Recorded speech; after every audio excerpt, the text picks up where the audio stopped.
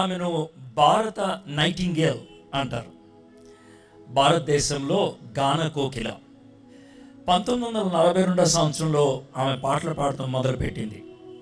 తన జీవితంలో 50,000 పాటలు 14 భాషల్లో రికార్డ్ చేసి గిన్నిస్ బుక్లోకి ఎక్కింది. ఆమె పేరు లతా మంగేష్కర్. లతా మంగేష్కర్ గారు ఈ మధ్యనే చనిపోయారు. చనిపోకముందు అమెరికా దేశం నుంచి వచ్చిన ఒక సెనేటర్ ఆమెని ఇంటర్వ్యూ చేశారు. దాని గూగుల్లో ఉంది. ఆమె చెప్పిన మాటలు జాగ్రత్తగా వినండి. మా ఇంట్లో అతి ఖరీదైన బ్రాండెడ్ కార్ ఉన్నది, కానీ నేను ఇప్పుడు ప్రస్తుతం ఒక వీల్ చైర్ మీద తిరుగుతున్నాను. మా ఇంట్లో వార్డ్రోబ్లో ఉన్నటువంటి బట్టలు వేసిన బట్టలు వేసుకోకుండా 6 సంవత్సరాలు వేసుకోవచ్చు, కానీ ఈరోజు నాకు ఒక హాస్పిటల్ గౌన్ వేశారు. నేను చాలా డబ్బులు బ్యాంకులో వేసుకున్నాను, కోట్ల రూపాయలు ఉన్నాయి, కానీ ఈరోజు దాంట్లో ఏది ఖర్చు పెట్టలేను. నాకు హెయిర్ డ్రెస్సర్ వచ్చి 1 గంట సేపు నా హెయిర్ ట్రిమ్ చేస్తే ₹1,00,000 ఇస్తాను, కానీ ఈరోజు నా నెత్తి మీద ఎంటికలే లేవు. నా ముఖాన్ని మేకప్ చేయడానికి వచ్చిన వ్యక్తులకి ₹2,00,000 ఇస్తాను. ఈరోజు తడి బట్టతో నా ముఖాన్ని అద్దుతున్నారు. ఇదివరకు జెట్ ప్లేన్స్లో తిరిగేదాన్ని, కానీ ఈరోజు హాస్పిటల్లో ల్యాబొరేటరీస్ మధ్యన తిరుగుతూ ఉన్నాను. నా జీవితం ఏంటో నాకు అర్థం కావట్లేదు. చాలా సాధించాను, చాలా సంపాదించాను, కానీ ఈ జీవితం మాత్రం ఖాళీగానే ఉండిపోయింది. బెర్నార్డ్ షా అనేటువంటి ఆయన ఈ మాట అన్నాడు. మానవుడికి 2 విషాదమైన విషయాలు ఉన్నాయంట. 2 విషాదమైన విషయాలు. ఒకటి, to achieve something, what should I achieve, నేనేం సాధించాలి అనేది ఒకటైతే, సాధించిన తర్వాత తాను ఆశించిన తృప్తి దొరకకపోతే అది మరీ విషాదం. సాధించిన తర్వాత తాను అనుకున్నటువంటి తృప్తి దొరకకపోతే 1997 సంవత్సరంలో రాత్రి 1:40 అట్లా అవుతుంది. నేను టెలివిజన్ చూస్తూ ఉన్నాను. ఒక డబ్బా టెలివిజన్ అప్పట్లో ఉండేది. చూస్తూ ఉన్నాను. నా భార్య పక్కన పడుకొని ఉంది. ఆమెను కుదిపి లేపా, ఇండియా ఫైనల్స్కి వచ్చింది చూడు అని. సెషల్స్ అనేటువంటి దీపు నుంచి ఒక ప్రోగ్రాం వస్తూ ఉంది. దాన్ని చూస్తూ ఉన్నాను. 73 దేశాల నుంచి అందగత్తులు వచ్చారు. మేమే ప్రపంచ అందగత్తి అని అనటానికి చివరి 5 వ్యక్తుల్ని సెలెక్ట్ చేశారు అక్కడ. అందులో ఇండియా అమ్మాయి ఉన్నది. ఆ అమ్మాయి మన తెలుగు అమ్మాయి డయానా హైడెన్, సికింద్రాబాద్ అమ్మాయి. ఆమె కూడా వచ్చింది. 5 పర్ఫామ్ చేసేసారు. ఈ ప్రపంచ సుందరిని డిక్లేర్ చేశారు. చాలా సంతోషం. ప్రపంచ సుందరి ఎవరో కాదు, మన తెలుగు అమ్మాయి, మన భారతీయ అమ్మాయి డయానా హైడెన్. ఆమె మరూన్ కలర్ గౌన్ వేసుకొని ఉంది. ఆ రోజు అందరికీ చేయి చూపించింది, ముద్దు పెట్టింది. ఆ తర్వాత తను నెమ్మదిగా ఈ రైట్ ఐని తొడవటం మొదలుపెట్టింది. నా భార్యని, ఏం చేస్తున్నా అమ్మాయి అన్న. దాన్ని ఆనంద బాష్పాలు అంటారు. కుడి కన్నులోంచి నీరు కారుతుంది. సంతోషం ఎక్కువైతే అలా నీళ్ళు వస్తేలే అని అన్నది. ఓకే అని అన్నాను. ఆమె వెళ్ళిపోయిన తర్వాత మిస్ కొలంబియా నెంబర్ 2 అనమాట. ఆమె వచ్చింది స్టేజ్ మీదకి. డార్జిలింగ్ సిల్వర్ కలర్ గౌన్ వేసుకొని ఉంది. సార్ మీరు డ్రెస్ అంత కరెక్ట్గా ఎందుకు చెప్తున్నారని బాగా గుర్తుండిపోయింది నాకు. ఆమె స్టేజ్ మీదకి వచ్చింది. ఆమె కూడా అందరికీ చెయ్యి ఊపింది. ఆమె కూడా ముద్దు పెట్టింది. ఫేస్బుక్ స్మైల్ అంటారు అని పెడతారు. ఆ విధంగా నవ్వి వెళ్ళిపోతూ ఉంది. ఈ అమ్మాయి ఎందుకు నవ్వుతుంది అని అన్నా. నా భార్య కోపంతో అన్నమాట, ఏడవలేక అని. నాకు వెంటనే వచ్చిన క్వశ్చన్, ఈమె ఏడవలేక నవ్వితే ముందు ఆమె నవ్వలేక ఏడ్చిందా అని. జీవితంలో అతి విషాదకరమైన విషయం అనుకున్న గమ్యం చేరకపోవటం కాదు, గమ్యం చేరిన తర్వాత అనుకున్న తృప్తి దొరకకపోవటం. చాలా మందికి తృప్తి అనేది లేదు. చాలా మందికి ఈ జీవితంలో ఇది సాధించాను, నాకు హృదయపూర్వకంగా ఆనందం ఉన్నది అని చెప్పలేకపోతున్నారు. అది ఈనాటి సమస్య కాదు. భారత సంస్కృతిలో పవిత్ర గ్రంథాల్లో ఒక గ్రంథం భగవద్గీత.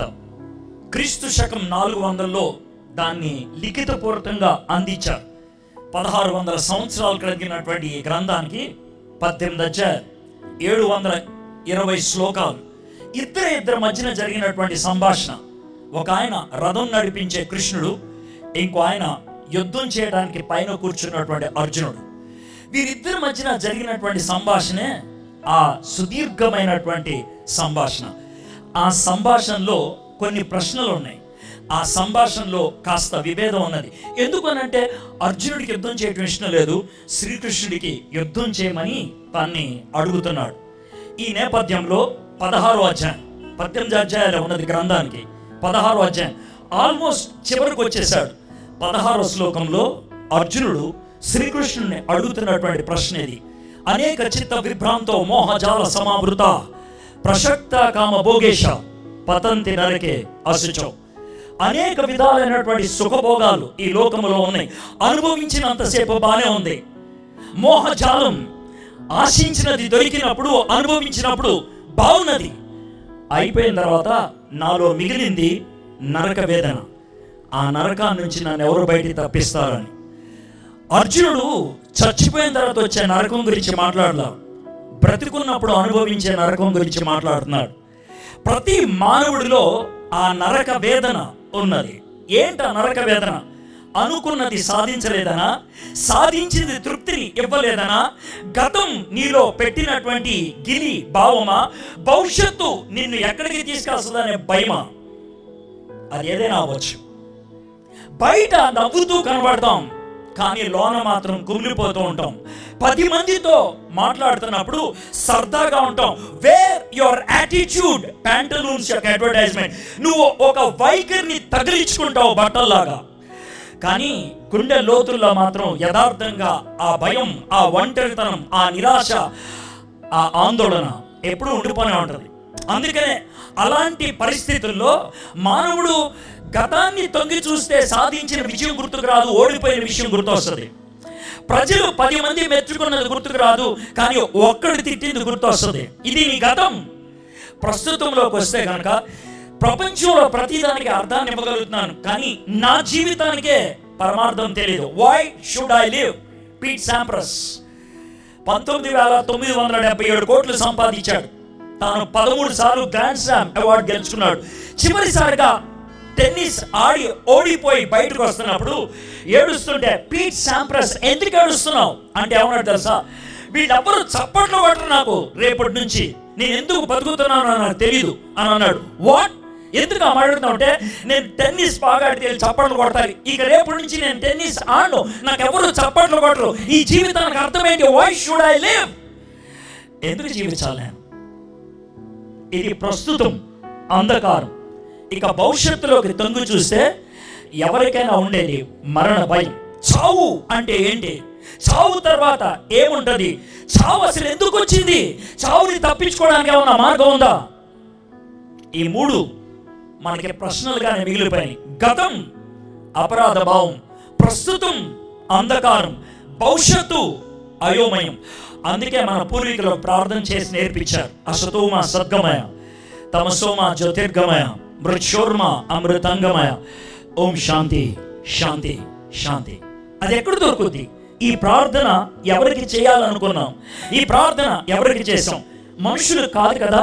ఇది మనుషులకి చేసిన ప్రార్థన కాదు, ప్రభుత్వానికి చేసిన ప్రార్థన కాదు, డాక్టర్లకి చేసిన ప్రార్థన కాదు, డబ్బున్న వారికి చేసిన ప్రార్థన కాదు. ప్రతి ఒక్కడు చేసే ప్రార్థన. ఈ ప్రార్థన దేవుడికి. ప్రతి వాడికి ఉండే ప్రశ్న, ఉన్నాడు ఆ దేవుడు? ఆ దేవుడు ఎలా ఉంటాడు? ఆ దేవుడు వీడే అంటారు. నా దగ్గర ఉన్నటువంటి రుజువేంటి? ఇవి మనకున్నటువంటి ప్రశ్నలు. గుడ్. కొన్నిసార్లు నిరాశలో ఉన్నప్పుడు, కొన్నిసార్లు నిస్పృహలో ఉన్నప్పుడు అనేటువంటి మాటలే బహుశా మన దేవుడి గురించి మనకున్నటువంటి ఊహ అర్థమవుతుంది. అందులో ఒకటి చిరాకులో పాడిన పాట ఇది. ఉన్నావా? అసలు ఉన్నావా? ఉంటే కళ్ళు మూసుకున్నావా? అంటే దేవుడు కళ్ళు తెరుచుకొని చూసి నా దగ్గరికి రావాలని ఆశించావు. ఎక్కడో దూరాన కూర్చున్నావు, ఇక్కడి చిత్రాన్ని చూస్తున్నావు, మాటల రాతలు రాస్తున్నావు, గారడీ చేస్తున్నావు. ఎందుకు ఈ మాట అన్నావు? దేవుడు నా దగ్గరికి రావాలి, నాతో ఉండాలి, నా సమస్యను తిరిగి రాయాలి, నా జీవితాన్ని మార్చాలి. ఇది కాదా మన ప్రార్థన? దేర్ఫోర్ మన యొక్క ఆలోచనలో, మన యొక్క కోరికలో దేవుడు అనేవాడు దూరంగా ఉండకూడదు. నా దగ్గర రావాలి.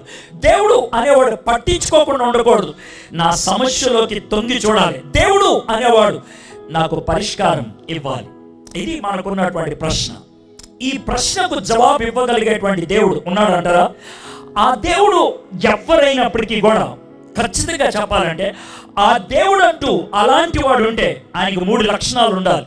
సార్ మీరే పెడుతున్నా లేదు, ప్రతిపాదిస్తున్నాను, నీకు నచ్చకపోతే పీకాదులు పడే. నెంబర్ 1, ఆ దేవుడు నువ్వు ఆశించిన విధంగా చరిత్రలోకి వస్తే ఆయన ఎంట్రీ, ఆయన ఈ లోకంలోకి వచ్చినటువంటి పద్ధతి చాలా ప్రత్యేకమైనది. It must be special. అది ప్రత్యేకమైనది. It must be special. చరిత్రలో గుర్తుంచుకుపోవాలి, చరిత్రలో గుర్తుండిపోవాలి. Special entry. రెండోది, ఆయన ఈ లోకంలో జీవించినటువంటి జీవితం స్పెక్టాక్యులర్. ఆయన జీవితం విశిష్టమైనది అయి ఉండాలి. మూడోది, ఆయన ఈ లోకాన్ని విడిచిపెట్టి వెళ్ళేటప్పుడు నా ప్రశ్నకు జవాబు ఇచ్చేయాలి, సాటిస్ఫాక్టరీ. ఈ 3 ఉండాలి. Special entry, spectacular life and ఆయన సాక్రిఫైస్. ఆయన నాకు సాటిస్ఫైయింగ్ ఆన్సర్ ఇచ్చి ఉండాలి, సంతృప్తికరమైనటువంటి ఆన్సర్. ఈ 3 ఉన్నటువంటి వ్యక్తి ఎవరు? చరిత్రలో ఉన్నటువంటి వ్యక్తి. చరిత్ర అని అన్నప్పుడు మీకు ఒక ఆయన గురించి చెప్పాలనుకుంటున్నాను. ఆయన పేరు అలెగ్జాండర్. అలెగ్జాండర్ అన్న వ్యక్తి గురించి ఎవరికి అనుమానం రాదు. గ్రీకు వీరుడు అని ఆయనకి బిరుదు. క్రీస్తు పూర్వం 223లో ఆయన చచ్చిపోయాడు. ప్రపంచాన్ని 33.5 సంవత్సరాలు అప్పుడు గెలిచాడు. ఆయన 33 years ప్రపంచాన్ని గెలిచాడు. కానీ ఒక దోమ కుడితే ఆయన చచ్చిపోయాడు. ఒక దోమ కుడితే ఆయన చచ్చిపోకముందు ఒక మాట కోరుకున్నాడు తన యొక్క ఫ్రెండ్ ఫిలిప్తో, నగ్నంగా ఈ లోకానికి వచ్చాను, నగ్నంగానే ఈ లోకానికి వెళ్తున్నానని ప్రపంచానికి చెప్పు అని అన్నాడు. అయితే ఆయన చచ్చిపోయిన 323. Now please listen to me carefully. 323లో చచ్చిపోయినటువంటి అలెగ్జాండర్ గురించి 460 సంవత్సరాల వరకు 460 సంవత్సరాల వరకు ఎవరు ఎక్కడ రాయలేదు ఒక్క మాట కూడా. మొట్టమొదటిసారిగా 460 సంవత్సరాల తర్వాత ఏరియన్ అనేటువంటి ఆయన రాశాడు. దాన్ని మనము చదివి చరిత్ర అన్నాం. అలెగ్జాండర్ గురించి ఇంత కూడా అనుమానం రాదు, దాన్ని చరిత్ర అని అన్నాం. అయితే అంతకంటే విచిత్రమైన వ్యక్తిని మీ ముందు పెట్టాలనుకుంటున్నాను. ఆయన చనిపోయిన 40 సంవత్సరాలకి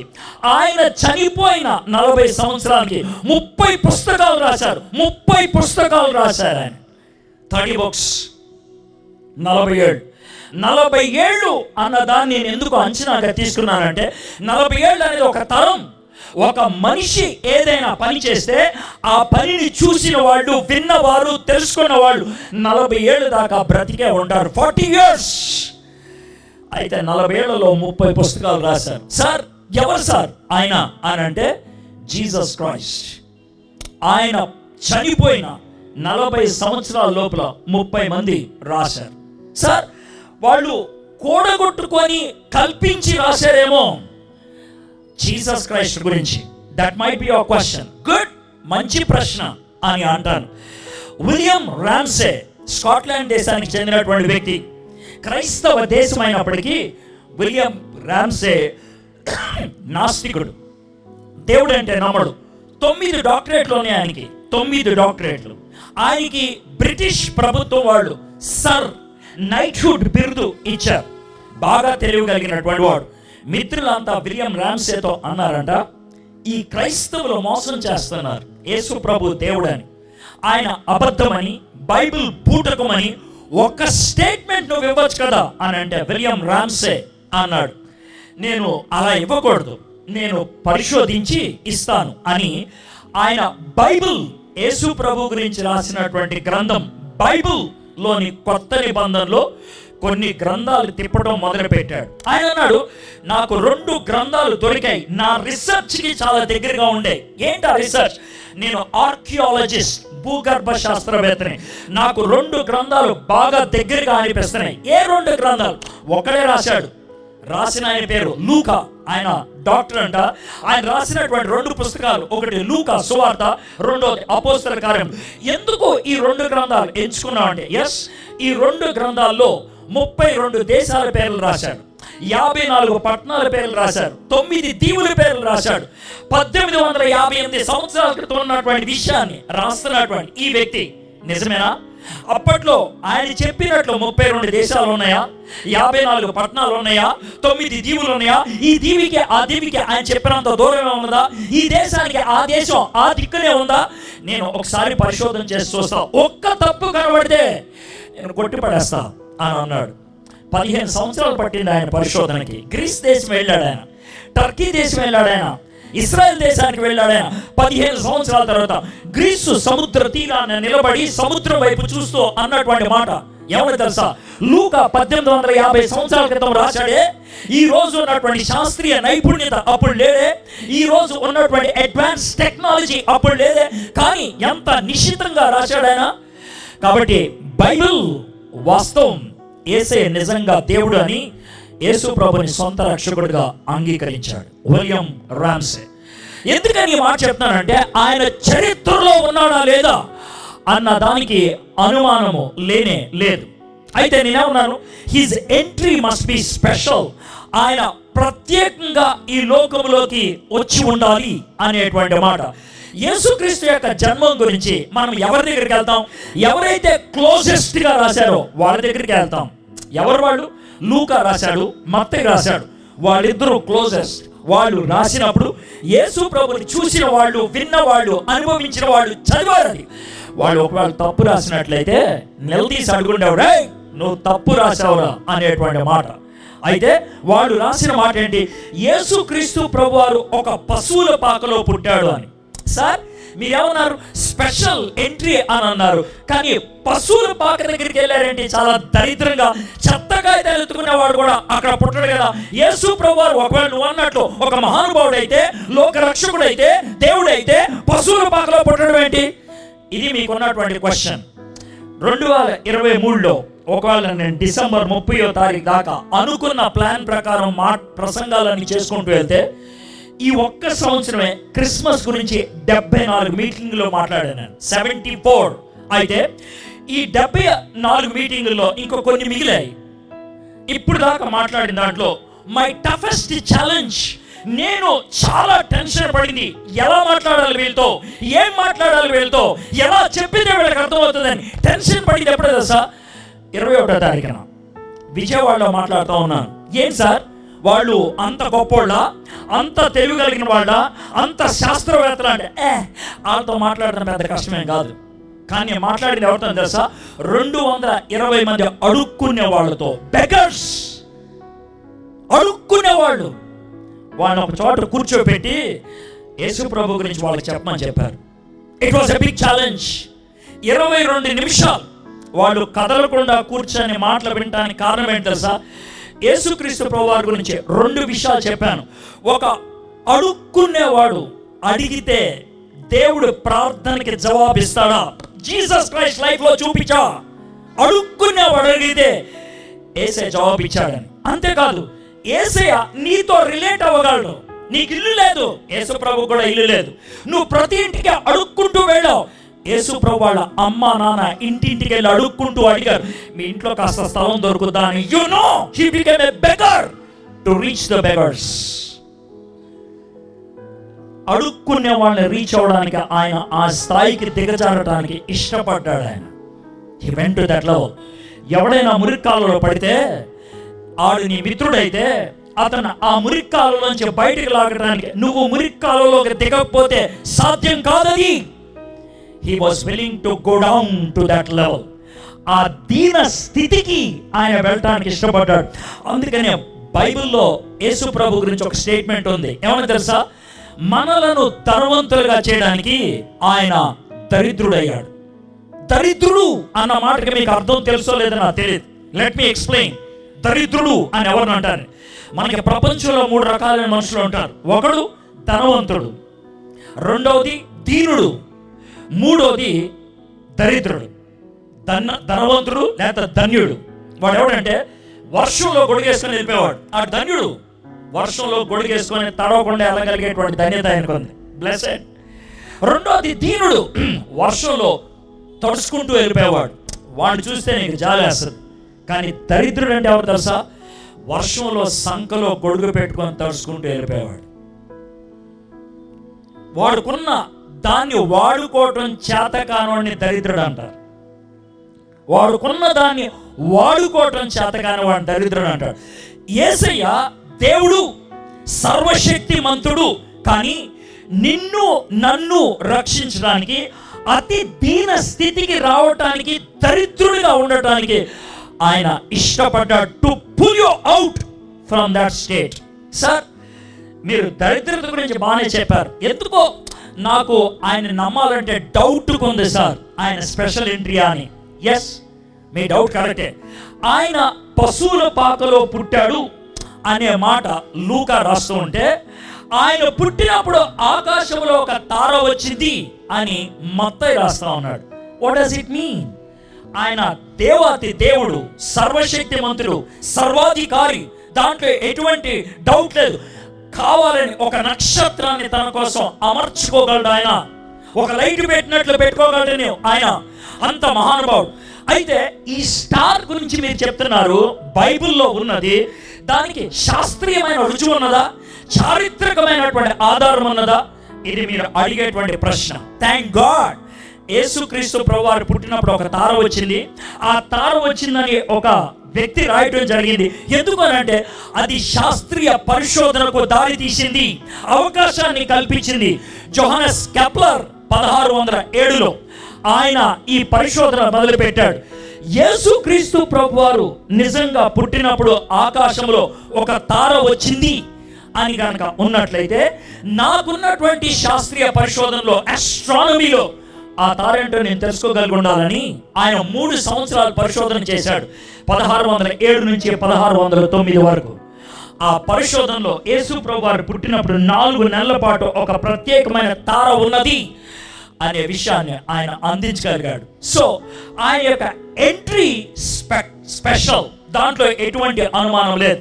అంతేకాదు, మూడో విషయం, యేసు ప్రభువారు ఒకవేళ నిజంగానే నువ్వు నేను అనుకుంటున్నట్లు దేవుడే మానవుడిగా వచ్చిన వాడైతే, ఆయన యొక్క రాక గురించి ఎన్నో రోజుల ముందు, నెలల ముందు చెప్పాలి. అయితే బైబిల్లో మనం చూసినట్లయితే 318 ప్రవచనాలు, 318 ప్రవచనాలు. ప్రవచనం అన్న మాటకి అర్థం ఏంటి? ముందుగానే చెప్పినటువంటి మాట. ఆయన బెత్లెహేములో పుడతాడని, ఆయన కన్యకకు పుడతాడని, ఆయన పుట్టినప్పుడు ఆకాశంలో తార ఉదయిస్తుందని, ఈ విషయాలు 318 విషయాలు ఆయనకు ముందే చెప్పారు. పీటర్ స్టోనర్ అనే స్టాటిషియన్, పీటర్ స్టోనర్ అనేటువంటి మ్యాథమెటిషియన్ ఏమంటాడంటే, ప్రాబబిలిటీ థియరీ ప్రకారం ఒకవేళ జీసస్ క్రైస్ట్ గురించి చెప్పిన 8 ప్రవచనాలు ఒకే వ్యక్తిలో నెరవేరాలంటే, ప్రాబబిలిటీ ఒకవేళ మ్యాథ్స్ భాషలో చెప్తే, స్టాటిస్టిక్స్ భాషలో చెప్తే మీకు అర్థం కాదేమో, మామూలుగా చెప్తాను. ఉభయ తెలుగు రాష్ట్రాలలో 2 అడుగులు ఎత్తు రూపాయి బిళ్ళలు పరిచి, 2 అడుగులు ఎత్తు రూపాయి బిళ్ళలు పరిచి, 1 రూపాయి బిళ్ళకి ఎర్ర దారం కట్టి, నీలో ఎవరికైనా కళ్ళ గంతలు కట్టి, నీ ఇష్టం ఎటైనా నడుచుకుంటేళ్ళు, నువ్వు 1 రూపాయి బిళ్ళ మాత్రమే తీ అన్నప్పుడు, ఎర్ర దారం కట్టిన రూపాయి బిళ్ళ తీయటానికి ఎంత అవకాశమో 8 ప్రవచనాలు ఒక్క యేసయ్యలో నెరవేరటం అనేది అంత అవకాశం. So his entry is special. That's number 1. Number 2, his life is spectacular. ఆయన యొక్క జీవితం చాలా విశిష్టమైనది. బైబిల్ నుంచి బయటికి వెళ్ళి మాట్లాడదాం ఉన్నది నాకు. దాంట్లో జోసిఫస్ ఫ్లేవియస్ అనేటువంటి చరిత్రకారుడు, యూదా చరిత్రకారుడు, ఆయన రాస్తూ ఈ మాటలు రాస్తాడు. 23 అధ్యాయాలు కలిగినటువంటి ఆయన గ్రంథం యాంటిక్విటీస్, దాంట్లో 18వ అధ్యాయంలో ఈ మాట రాస్తూ ఉంటాడు. ఆ కాలంలో యేసు అనే ఒక మనిషి ఉండేవాడు. ఆయన్ని మనిషి అంటాను నేను ఆలోచిస్తున్నాను. ఎందుకంటే ఆయన చెప్పిన మాటలు, చేసిన చేష్టలు మానవాతీతం. గుడ్డి వాళ్ళకి కళ్ళునిచ్చాడు, చెవిటి వాళ్ళు వినగలిగేటట్లు చేశాడు, మోగవాళ్ళు మాట్లాడేటట్లు చేశాడు, చచ్చిపోయిన వాళ్ళని తిరిగి లేపాడు ఆయన. కానీ ప్రభుత్వం ఆయనకి వ్యతిరేకమైనప్పుడు అతి చిన్న వయసులో ఆయన చచ్చిపోయాడు. కానీ ఆయన శిష్యులు 3వ దినాన్ని తిరిగి లేచాడని ఇప్పటికీ చెప్పుకుంటున్నారు. ఇది స్పెక్టాక్యులర్గా అనిపించట్లేదా? స్పెక్టాక్యులర్గా. మరొక వ్యక్తి గురించి చెప్తాను. ఈయన పేరు టాలస్. క్రీస్తు శకం 53లో రాస్తున్నాడు. అంటే యేసుక్రీస్తు చనిపోయిన 25 సంవత్సరాల లోపలే ఇది జరుగుతుంది. చార్లెస్ ఆయన యూదుడు కాదు, కానీ ఆయన రాసిన గ్రంథంలో ఈ మాట రాస్తున్నాడు. యేసు ప్రభు వారు చనిపోయినప్పుడు, ఆయన చనిపోయిన మిట్ట మధ్యాహ్నం చీకటి ఏర్పడింది. అది విచిత్రమైన విషయం. ఎందుకో తెలుసా? అది సూర్యగ్రహణం కాదు. సూర్యగ్రహణం అవ్వటానికి వీల్లేదు. ఎందుకంటే అది పున్నమి రోజు. అది ఒక విచిత్రం, అది ఒక అద్భుతం. ఆయన జీవితాన్ని ఒక విశిష్టమైన దానిగా చూపించారు. అయితే నేను అన్నిట్లో విశిష్టమైనది అని ఎందుకు అనుకుంటానంటే, యేసుక్రీస్తు ప్రభువారు ఒక మాట అన్నారు. ఆ మాట ఈ ప్రపంచంలో ఎవరు అనలేదు. ఏమన్నాడు తెలుసా? నాలో పాపం ఉందని వీళ్ళు ఎవరన్నా చూపుతారా? నాలో పాపం ఉన్నదని వీళ్ళు ఎవరన్నా చూపుతారా? ఆయన ఈ లోకంలో పుట్టినప్పుడు ఒక పశువుల పాకలో పుట్టాడు. ఆయన పుట్టినప్పుడు ఆకాశంలో తార ఉదయించింది. ఆయన ఎంట్రీ స్పెషల్. అయితే బైబిల్లో ఆయన కన్యకకు పుట్టాడు అని చెప్పారు. కన్యకకు ఎందుకనంటే పాపము లేకుండా పుట్టాలి, పాపము చెయ్యకుండా జీవించాలి. పాపము లేకుండా పుట్టాలి, పాపము చెయ్యకుండా జీవించాలి. పాపం అనే సమస్య నుంచి మనల్ని పరిష్కరించడానికి నేను ఇందాక చెప్పాను కదా, నరక వేదన నుంచి నన్ను ఎవరు బయటికి లాగుతారు? భగవద్గీతలో అడిగినది. నువ్వు ప్రార్థన చేసినటువంటి జవాబుకి ఒకటే ఒక పరిష్కారం, పాపము నుంచి పరిహరించాలి నేను. కాబట్టి ఆయనకే పాపం ఉంటే, ఆయనే పాపములో పుడితే, ఆయనే పాపం చేస్తే నీకు నాకు పరిహారి ఎలా అవుతాడు? అవ్వలేదు. కాబట్టి ఆయన పాపము లేకుండా పుట్టాడు, పాపము చెయ్యకుండా జీవించాడు. అందుకే ఈ సవాలు విసిరాడు, నాలో పాపం ఉందని వీళ్ళు ఏమన్నా చూపించగలుగుతారని. యేసు ప్రభుని అమ్మేసిన ఇస్కరియోతు యోధా అంటున్నాడు, ఈయన నిరపరాధి అనేసి. యేసు ప్రభుని చంపిన సేనాధిపతి అంటున్నాడు, ఈయన నిజంగానే పరిశుద్ధుడు, దేవుని కుమారుడు అని శత్రువులు చెప్తున్నారు. పిలాతు అంటున్నాడు, ఈయనలో ఏ దోషం కనబడలేదు, అందుకని చేతులు కడుక్కొని చెప్తున్నాను, ఈయన మీరు అడుగుతున్నట్లు సిలువేయండి అనేసి. సో సెకండ్ పాయింట్, ఆయన పవిత్రుడు. మూడోది, ఆయన ఈ లోకాన్ని విడిచి వెళ్ళినప్పుడు సాటిస్ఫాక్టరీ ఆన్సర్, ఒక అర్థవంతమైనటువంటి జవాబు, నాకు వర్తించేటువంటి జవాబు, నాకు తృప్తినిచ్చేటువంటి జవాబు ఇచ్చి వెళ్ళాలి. యేసు ప్రభుని అడుగుదాం, యేసయ్య బాగుంది, పాపం లేకుండా పుట్టావు, స్పెషల్ ఎంట్రీ, పాపం చేయకుండా జీవించావు, స్పెక్టాక్యులర్ లైఫ్, ఏం సాధిద్దామని వచ్చావు నువ్వు? ఏం చేద్దామని వచ్చావు నువ్వు? Very good question. నేను చెప్తా ఎందుకు వచ్చాను. నేను ఎందుకు వచ్చానంటే మీ పాపానికి పరిష్కారాన్ని చూపించడానికి వచ్చాను. మా పాపానికి పరిష్కారం ఏంటి? మీ పాపానికి వచ్చింది మరణం, ఆ మరణం నుంచి తప్పించడానికి వచ్చాను. మీ పాపానికి వచ్చింది నీలో గిలి, అపరాధ భావం, నిరుత్సాహం, ఓటమి, చచ్చిపోవాలనే తపన, దాని నుంచి తప్పించడానికి నేను వచ్చాను. What will you do? ఏం చేస్తావు? Good question. నేను పవిత్రుణ్ణి, పాపాన్ని చూసి ఊరుకోలేను. అయితే నేను ప్రేమమయుణ్ణి, పాపిని కరుణించేవాడిని. ఏం చేస్తావు? నీ ప్లేస్లో నేను చచ్చిపోవడానికి ఇష్టపడుతున్నాను. I came into this world to die for you. Do you know, నేను పుట్టినప్పుడు నాకు ఇచ్చిన పేరేంటి తెలుసా? జీసస్ అంటే అర్థం ఏంటి తెలుసా? రక్షకుడు, వారి పాపము నుండి వారిని రక్షిస్తాడు. రక్షకుడు అన్న మాట చాలా చాలా పెద్ద పదం. అది దాంట్లో ఉన్నటువంటి విశిష్టత మనం గుర్తిస్తే బాగుంటుంది.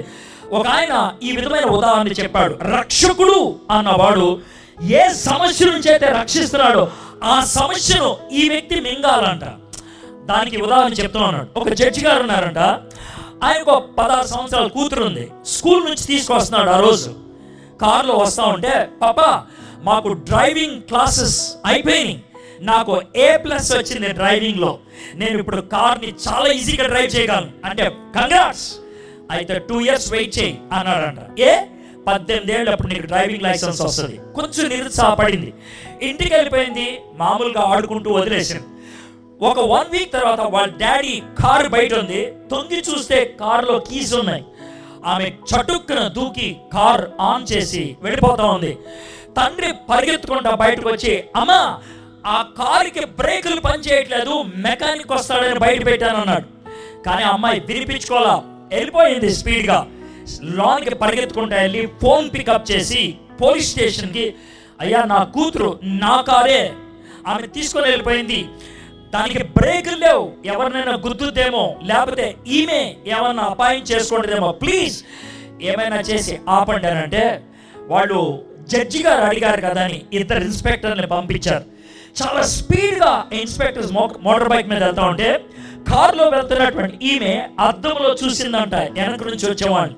చీ, నా తండ్రి ఏమనుకుంటున్నాడు, నేను ఒక దొంగను అనుకుంటున్నాడా, నా మీదకి 2 పోలీసులు పంపిస్తాడని చాలా స్పీడ్గా వెళ్తుందంట. ఎదురు నుంచి ట్రక్ వస్తుంది, ఆమె బ్రేక్ నొక్కితే పడట్లేదు. అప్పుడు అర్థమైంది సమస్య ఏంటో. కానీ అప్పటికే చాలా దూరం వెళ్ళిపోయింది, చాలా పరిస్థితి దాటిపోయింది. ఏం చేయాలో అర్థం కాక పక్కన ఒక ఎలక్ట్రిక్ పోల్ ఉంటే దాన్ని గుద్ది ఆగిపోదాం అనుకున్నది. ఈమెకి దెబ్బలు తగలని, శ్రోతపై పడింది. పక్కన ఒక అమ్మాయి ఉంది, ఆమెకు కూడా గాయాలని. ఒక 1 వీక్ తర్వాత ఆమె స్పృహలోకి వచ్చింది. 10 డేస్ తర్వాత ఆమెను కోర్టులోకి తీసుకొచ్చారు. విచిత్రం ఏంటంటే ఆ రోజు జడ్జ్ తండ్రి కాబట్టి కేసు మాఫీ చేస్తాడా, జడ్జి కాబట్టి కూతురిని తీసుకెళ్లి జైల్లో పెడతాడా, ఇది ప్రశ్న. అప్పుడు ఆ మీద 3 నేరాలు మోపారు. 1 డ్రైవింగ్ లైసెన్స్ లేదు, 2 స్పీడ్ లిమిట్ దాటింది, 3వది ఒక అమ్మాయి కాలుకి దెబ్బ తగిలిందని. ఈయన లేచి డ్రైవింగ్ లైసెన్స్ లేదు, 1000 రూపాయల జరిమానా, స్పీడ్ లిమిట్ దాటింది, 1000 రూపాయల జరిమానా, ఒక అమ్మాయి కాలుకి దెబ్బ తగిలేటట్లు చేసింది, 5 సార్లు కొరడాతో కొట్టండి అని. అందరూ కూడా ఇదేంటి ఇంత భయంకరంగా చెప్పాడైనా అని అనుకున్నారు. కూతురు కూడా తండ్రి వైపు చూసి చి అనుకొని వెళ్ళిపోయింది. తండ్రి తీర్పునిచ్చేసి పక్కన గదిలోకి వెళ్ళాడు. ఈలోగా పోలీసులు వచ్చి 2000 రూపాయలు ఉన్నాయని అడిగారు. నా దగ్గర డబ్బులు లేవు, నాకు మా నాన్నకి సంబంధం లేదు, మీరేమన్నా చేసుకోండి. డబ్బులు లేకపోతే ప్రతి 1000 రూపాయలకి 5 కొరడా దెబ్బలు కొట్టాల్సి వస్తుంది, నన్ను చంపేయండి, మా నాన్నకే నేను ఇష్టం లేనప్పుడు ఎందుకు ఇంకా అని నిరుత్సాహంగా నుంచుంది. ఈలోగా తండ్రి నడుచుకుంటూ వస్తుంటే కోపంగా చూసింది. జోబులోంచి చెక్ బుక్ తీసి 2000 రూపాయలకి కూతురు పేరు రాసి సంతకం పెట్టే, అమ్మా నీ పేరున 2000 రూపాయలకి నేను చెక్ ఇచ్చా, సంతకం పెడితే డబ్బులు నీ అవుతాయి అంటే పోలీసులు సంతకం పెట్టామా అన్నారు. బలవంతంగానే పెట్టింది. ఈలోగా కొరడా పట్టుకోను ఒక ఆయన వచ్చాడు. సార్ మీ కూతురు, సార్ మీ కూతురు. నా కూతురు అయితే ఏమైంది, అక్కడి నుంచి తీర్పిచ్చాను, కొట్టు అని అన్నాడు. జడ్జి గారు కూతురిని కొట్టడానికి ఇబ్బంది అనిపించి, కష్టం అనిపించి చేతులు కళ్ళు గడ్డు పెట్టుకొని కొరడా తీసుకొని గట్టిగా కొట్టాడు. అందరూ అరిశారు ఆపు అని, పట్టించుకోలేదు. 5 కొరడా దెబ్బలు కొట్టి కొరడా కింద పడేసి ఆయన నెమ్మదిగా చెయ్యి అడ్డు తీస్తూ ఉంటే ఆయనకు ఆశ్చర్యం అనిపించింది. ఆయన కొట్టింది జడ్జి గారు కూతురిని కాదు, జడ్జిని. జరిగిందల్లా ఇదే. ఆ పక్కనున్న జడ్జి అమాంతంగా కూతురు మీద పడి కౌగులించుకున్నాడు. వీప్ మీద దెబ్బలు పడుతూ ఉంటే నొప్పితో చెవులు అంటున్నాడు, అమ్మా నువ్వు దోషం చేశావు, నువ్వు తప్పు చేశావు, నువ్వు పాపం చేశావు, దానికి శిక్ష పడాల్సిందే. కానీ నా ప్రేమ ఆ శిక్ష నీ మీద పడితే తట్టుకోలేదమ్మా, అందుకే నేను భరిస్తున్నాను ఆ శిక్ష. జీసస్ క్రైస్ట్ శిలువ మీద ఎందుకు చచ్చిపోయాడు సార్? చేతకాని వాడిగా ఎందుకు చచ్చిపోయాడు సార్? 3 మేకులు ఎందుకు పీక్కోలేకపోయాడు సార్? ఆ మాట అడిగేవాళ్ళు ఉన్నారు. ఎందుకు పీక్కోలేకపోయాడు తెలుసా? పీక్కోవద్దు అనుకున్నాడు కాబట్టి, నీ కోసం వెల చెల్లించడానికి ఇష్టపడ్డాడు కాబట్టి. మై నేమ్ ఇస్ జీసస్, నా పేరు యేసు, నేను నిన్ను రక్షించడానికి వచ్చాను, నీ కోసం వెల చెల్లించడానికి వచ్చాను. అది యేసుక్రీస్తు ప్రభువారు చెప్పేటువంటి మాట. ఈ లోకములోకి వచ్చింది నీ పాపాన్ని తొలగించడానికి. వెల్, నువ్వే నా పాపాన్ని తొలగించడానికి వచ్చావు, సిలువ మీద చచ్చిపోయావు అంటానికి నేను నమ్మటానికి అంత పిచ్చోళ్ళ కనబడుతున్నాను నీకు? నా చెవులో పువ్వు పెడదాం అనుకున్నాను నువ్వు అని అడిగావు అనుకో, గుడ్, వెరీ గుడ్ క్వశ్చన్, అడగాలది. యేసయ్యని అడిగారు, నువ్వే మా రక్షకుడు అంటానికి రుజువు ఏంటి అంటే, ఎస్, మీరు నన్ను చంపుతారు, మీరు నన్ను సమాధి చేస్తారు, నేను 3వ దినాన్ని తిరిగి లేస్తాను. He rose again on the 3rd day. Sir నువ్వు వెళ్ళి చూసి వచ్చావా సమాధిని? అప్పుడు నువ్వు వెళ్ళి చూసి వచ్చావా? నేను చూసి రాలా. మరి ఎలా చెప్తున్నావు? చరిత్ర ఎవడైనా రాశాడా? ఎస్, రాశాడు. యేసుక్రీస్తు చచ్చిపోయి తిరిగి లేచిన కరెక్ట్గా 50వ రోజు ఏ యెరూషలేములో అయితే సమాధి చేశాడో అదే యెరూషలేము వీధి సెంటర్లో గొట్టం పట్టుకొని పేతురు అంటున్నాడు, మీరు యేసు ప్రభుని సిలువెక్కి చంపారు, సమాధి చేశారు. ఇప్పుడు వెళ్ళి చూడండి, సమాధి ఖాళీగా ఉంది. 50వ రోజు అలాంటి పుకారు లేపటం అసాధ్యం. ఆ రోజు 3000 మంది యేసు ప్రభుని సొంత రక్షకుడిగా అంగీకరించారు. 50 రోజుల్లో అలాగా మోసం చేయటం అసాధ్యం. యేసయ్య నా పాపం కోసం చనిపోయాడు. యేసయ్య తిరిగి లేవటం ద్వారా నా ప్రశ్నలన్నిటికి జవాబిచ్చాడు. ఏంటి సార్ మన ప్రశ్నలు? అసతోమ సద్గమయ, నా గతం అయోమయం, సత్యం ఎక్కడా? నేనే సత్యాన్ని అన్నాడు. మహాత్మా గాంధీ తన స్వీయ చరిత్రని ఆటోబయోగ్రఫీకి ఒక టైటిల్ ఇచ్చాడు. ఏమని తెలుసా? మై ఎక్స్పెరిమెంట్ విత్ ట్రూత్, సత్యముతో నా పరీక్షని. గాంధీ అంత మహాత్ముడు, గొప్పోడు, ఆయనే అంటాడు సత్యంతో పరిశోధన చేస్తున్నానని. కానీ యేసు ఆ మాట అనలేదు. ఐ యామ్ ద ట్రూత్, నేను సత్యాన్ని అన్నాడు. తమసోమ జ్యోతిర్గమయ, అంధకారంలో ఉన్నాను, నాకు వెలుగక. గౌతమ బుద్ధుడు బోధి వృక్షం కింద కూర్చొని నాకు వెలుగు కావాలి అని అడిగాడు. జీసస్ క్రైస్ట్ ఆ మాట అనలేదు. ఐ యామ్ ద లైట్, నేను వెలుగుని అన్నాడు ఆయన.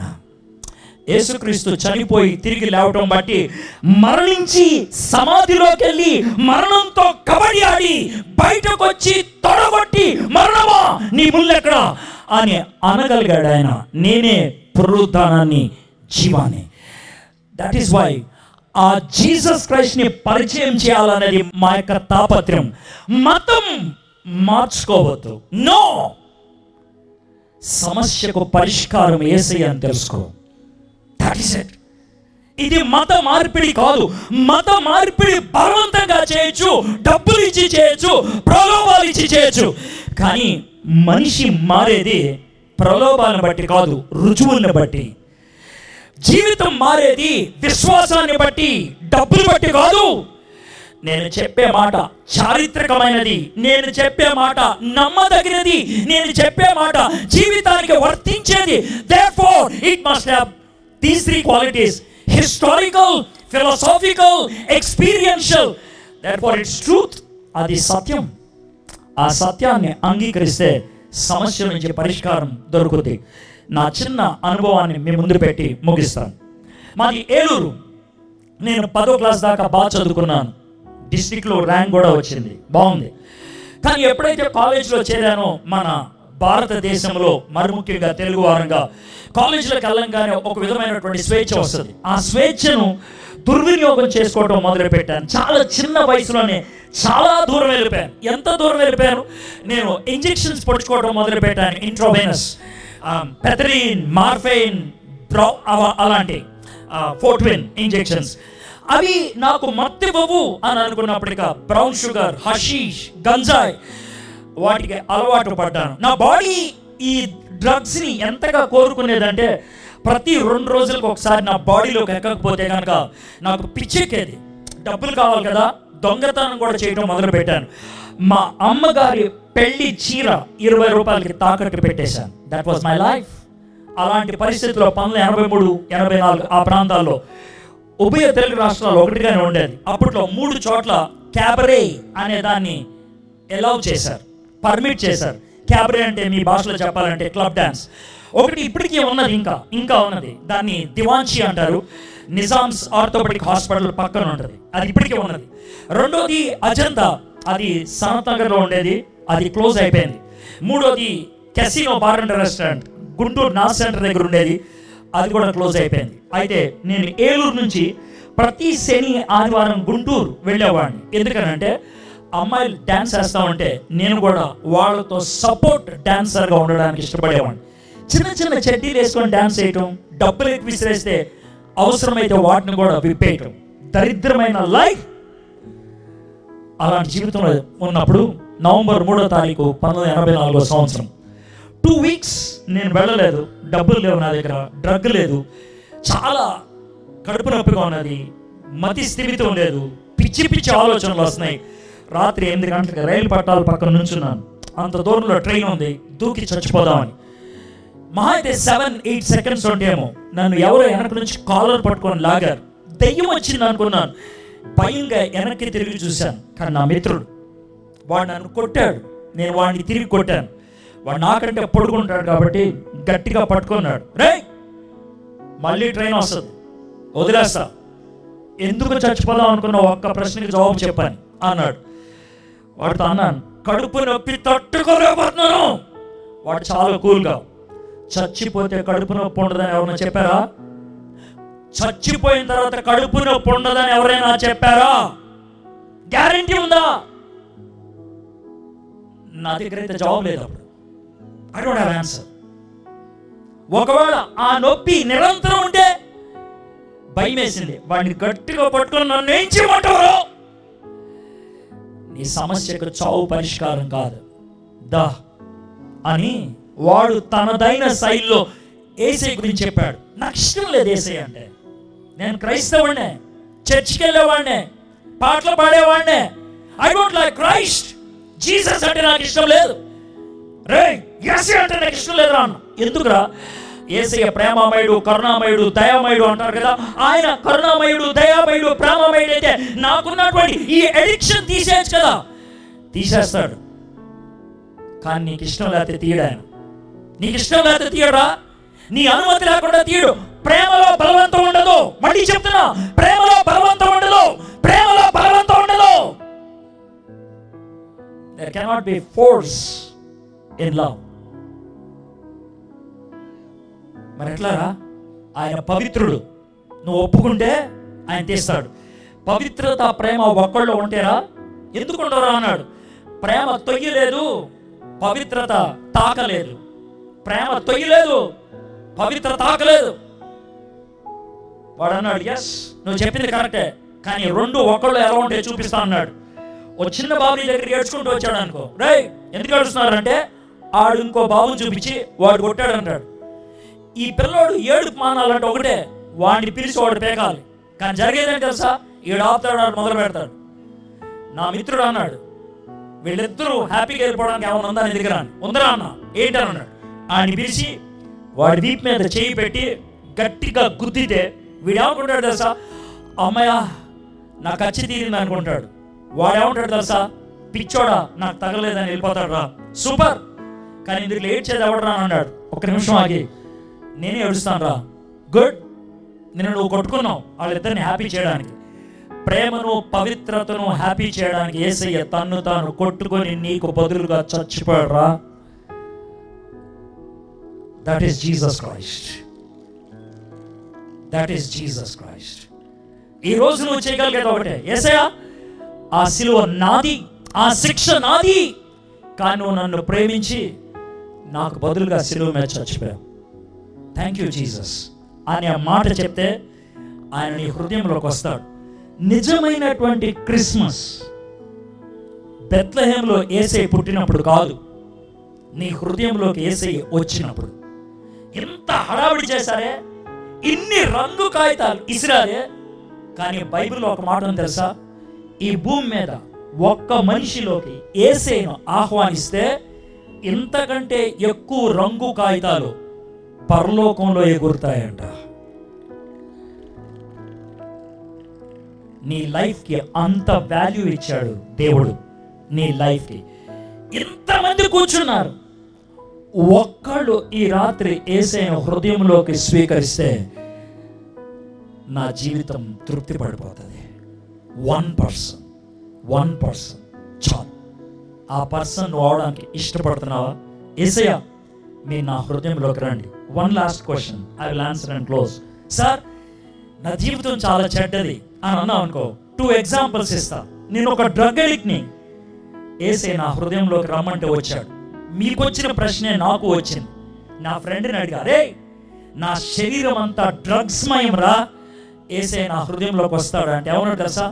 యేసయ్య పుట్టింది ప్యాలెస్లో కాదురా, యేసయ్య పుట్టింది బిల్డింగ్లో కాదురా, యేసయ్య పుట్టింది పశువుల పాకలో. పశువుల పాక లాంటి నీ హృదయంలో కూడా ఆయన రావడానికి ఇష్టపడుతున్నాడు రా. If you permit, if you invite, that is true Christmas. ఈ రాత్రి మీలో ఎవరైనా జీసస్ నువ్వు ఈ లోకంలోకి వచ్చింది స్పెషల్ ఎంట్రీ ద్వారా, నీ యొక్క జీవితం స్పెక్టాక్యులర్, నువ్వు ఈ లోకాన్ని విడిచి వెళ్ళింది నాకు ఒక సాటిస్ఫాక్టరీ ఆన్సర్ ఇచ్చి, అసతోమ సద్గమయ అండ్ ద ట్రూత్, తమసోమ జ్యోతిర్గమయ. ఐఎమ్ లైట్ మృత్యోర్మ అమృతంగమయ. I'm the life and resurrection. ఓం శాంతి శాంతి శాంతి. You are the solution for my life. నా జీవితాన్ని నువ్వే పరిష్కారం. నా జీవితంలోకి వస్తావా అని అడగడానికి ఇష్టపడుతున్నావా? తలంచండి, కళ్ళు మూసుకోండి. లతా మంగేష్కర్ 50,000 పాటలు పాడింది. గిన్నిస్ బుక్లోకి ఎక్కింది ఆమె. అతి ఖరీదైనటువంటి కారు ఉంది, అతి ఖరీదైనటువంటి జీవితం జీవించింది, కానీ నిరుత్సాహంతో చచ్చిపోయింది ఆమె. పీట్ శాంప్రస్ విజయానికి గొప్ప పేరు, కానీ ఏడుస్తూ ఆటను ఓడిపోయి వెళ్ళిపోయాడు. అర్జునుడు అపజయం ఎరిగినటువంటి మహానుభావుడు, కానీ చెప్తున్నాడు నా జీవితంలో నరక వేదన ఉన్నదని. పరిష్కారం ఎక్కడ దొరుకుతుంది? పరిష్కారం ఎక్కడ దొరుకుతుంది? Where will you get the solution? అది మానవుల దగ్గర నుంచి కాదు కదా. It is not from humans, it's from God. దేవుడి దగ్గర నుంచి. ఆ దేవుడు మానవుడిగా వచ్చినటువంటి ఆ మధుర క్షణం, ఇట్ ఈస్ సో స్పెషల్. ఆయన ఈ లోకంలో జీవించిన జీవితం స్పెక్టాక్యులర్. ఆయన నీకు నాకు క్రయధనముగా వెల చెల్లించి, రక్తాన్ని చిందించి, పాపానికి పరిహారంగా శిలువ మీద చనిపోయి, నీకు నాకు పవిత్రతను చేకూర్చడానికి, నీకు నాకు ఆ మరణ భయాన్ని తొలగించడానికి, నీకు నాకు ఆ అపరాధ భావాన్ని తొలగించడానికి చేసినటువంటి ఆ కార్యాన్ని ఈ రాత్రి నువ్వు అంగీకరిస్తే అది నిజమైన క్రిస్మస్. ఈ రాత్రి మీరు ఎవరైనా దాన్ని అంగీకరించడానికి ఇష్టపడుతున్నారు? ఈ రాత్రి ఎవరైనా సరే నిరుత్సాహంలో ఉన్నారేమో, ఓడిపోయారేమో, కోల్పోయారేమో, నా జీవితం చాలా చెడ్డది, మీరందరూ అనుకున్నట్లు బయట సంతోషంగా కనబడుతున్నాను, కానీ నేను లోన్ అలాంటి వాడిని కాదు, అలాంటి దాన్ని కాదు. ఒకవేళ అలా అనుకుంటున్నట్లయితే ఈ రాత్రి యేసయ్య చెప్తున్నాడు, I know you from inside. నువ్వు లోన ఏమై ఉన్నావో నాకు తెలుసు. నువ్వు అనుమతిస్తే, నువ్వు అంగీకరిస్తే, నేను ప్రేమించేవాడిని కాబట్టి బలవంతం చేయను, బ్రతిమలాడతాను, నీ హృదయంలోకి వస్తాను. చాలామంది ఇక్కడ కూర్చొని ఉన్నారు, కానీ మీరు ఒంటరిగా ఆలోచించండి. ఈ మాటలు ఇక్కడ కూర్చొని వింటున్నావంటే ఆయన నిన్ను ప్రేమిస్తున్నాడు, నిన్ను ప్రేమిస్తున్నాడు ఆయన. నువ్వు నాశనం అవడం ఆయనకి ఇష్టం లేదు. కృంగిన జీవితం నీలో ఉండటం ఆయనకి ఇష్టం లేదు. నీ అనుమతిని కోరుతున్నాడు. అనుమతిస్తావా? అంగీకరిస్తావా? నీ జీవితంలోకి నేను వస్తాను, నీకు పరిష్కారంగా నేను ఉంటాను, నేను ఇమ్మానుయేల్గా నీలో ఉంటాను. నేను I will be your God for ever. నీతో ఉండిపోతాను, నీలో ఉండిపోతాను. యేసయ్యా, ఈ రాత్రి నా జీవితంలోకి మీరు రండి, మీరు నన్ను క్షమించండి, నాకు ఒక నూతన జీవితాన్ని ప్రసాదించండి. ఈ రాత్రి మీలో ఎవరైనా అడగడానికి ఇష్టపడుతున్నారా? ప్లీజ్, ఆ విధంగా ఇష్టపడుతున్నట్లయితే నాకు యేసయ్య కావాలి. ఈ రాత్రి ఆ యేసయ్య నా హృదయంలోకి ఆహ్వానిస్తాను అన్నవాడు ఎవరు ఉన్నట్లయితే స్వచ్ఛందంగా, స్వేచ్ఛగా, మీకు ఇష్టమైతే మీరున్న చోట్ల చేతులు ఎత్తి చూపించండి. I would like to pray for you. మీకోసం నేను ప్రార్థన చేస్తాను.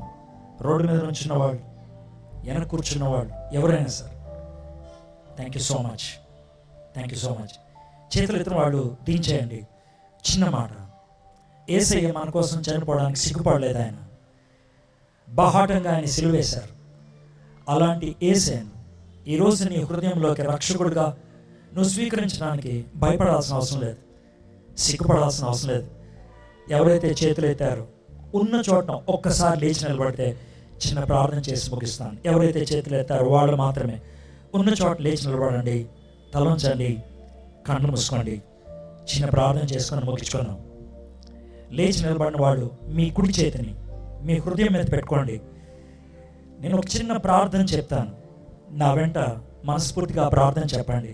ఇది మంత్రం కాదు, బైబిల్లో ఉన్న మాట. ఇష్టపూరితంగా హృదయంలో విశ్వసించి నోటితో ఒప్పుకుంటే మనం రక్షింపబడతామంట. మీ హృదయంలో ఒప్పుకున్నారు, విశ్వసించారంటానికి మీరు దాని మీద మీ హస్తాన్ని పెట్టారు, చేతిని. యేసయ్యా, ఈ సాయంత్రం మీరెవరో మీరు ఎందుకు వచ్చారో, నా కోసం మీరేం చేశారో నేను విన్నాను. నిరాశలో ఉన్నాను, ఓడిపోయాను, భయంగా ఉంది, అపరాధ భావం ఉంది. యేసయ్యా, నా హృదయంలోకి రండి, నన్ను క్షమించండి, నూతన జీవితాన్ని నాకు అనుగ్రహించండి. ఈ ప్రార్థన విన్నందుకు వందనాలు. Amen, amen. కూర్చోండి. మా దేవా, మా ప్రభా, సిటీ ఆఫ్ డెస్టినీ అన్నారు దీన్ని. సముద్ర తీరాన ఉన్నాం మేము. దీని తర్వాత ఇంకేం లేదు ప్రభా, నీళ్ళే. మా నిజమైన డెస్టినీ నువ్వు అవ్వాలి ప్రభా. సిటీ ఆఫ్ డెస్టినీలో ఈ సముద్ర తీరాన ఎంతమంది అయితే ప్రభా మిమ్మల్ని తమ హృదయంలోకి స్వీకరించారు, వారికి నిశ్చయితనివ్వండి ప్రభా, ధైర్యాన్ని ఇవ్వండి తండ్రి. ఒకవేళ ఎవరన్నా మొండి వైఖరితో ఉంటే, సంకోచిస్తుంటే, ఈ రాత్రి వారు కూడా నిర్ణయం తీసుకోవడానికి సహాయం చేయండి. ఈ బ్యూటిఫుల్ ఆపర్చునిటీ ఇచ్చినందుకు మీకు వందనాలు చెల్లిస్తూ యేసు నామములో ప్రార్థన చేయించున్నాం తండ్రి. ఆమేన్.